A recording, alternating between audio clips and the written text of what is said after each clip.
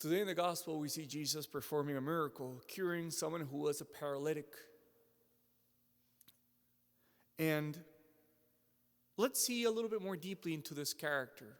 Let's try to unpack a little bit about what the gospel says about him. It says that he was crippled for 38 years. That's a long time to be ill. And apparently, looks like he was a beggar, because it says that in this pool, a large number of ill, blind, lame, and crippled lay there without being able to do much.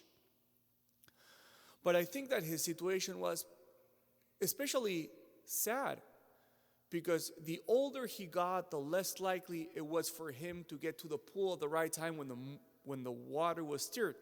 The Jews had like the superstition that when the water was stirred, it's because an angel came down that moved the water, and if you came down into the water at that time, you would be healed. But this man, unfortunately, got older and older, and he says, every time that I want to get to the pool, someone else is already there.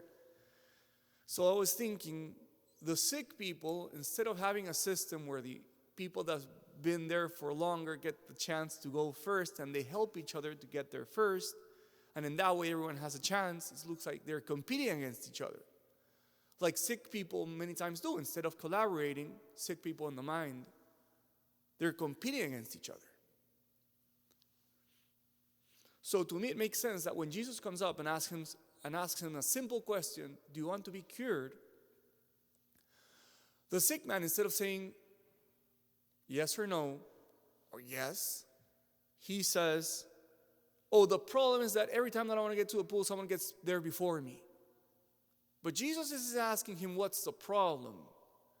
Jesus isn't asking him, why haven't you been sick? What's your difficulty? Jesus simply asks him, do you want to be cured? So I thought about this crippled man being an example of how sometimes we're centered in the problem. This is the problem. Someone always gets before me. But Jesus isn't asking, what is the problem? Jesus is only asking, do you want to be cured? Because the way that Jesus cures is totally different than the way that we think he's going to cure us. And the solution that Jesus brings is normally very different to the solution that we envision. So I was wondering, couldn't it be true for our own life that Jesus is asking us, do you want to be cured? And we're saying, oh, Jesus, this is a problem. This is a problem. This is why I'm not cured. But Jesus isn't asking what's the problem. He's saying, do you want to be cured? And I think about St. Patrick, right? A bishop in Ireland with all the difficulties in Ireland, with all the pagans and their altars and their multiple gods and all the... And I'm sure that Patrick wasn't saying to God, these are all the problems. But I'm sure that Patrick was just being an instrument through which God made miracles in Ireland. He wasn't centered in the problem.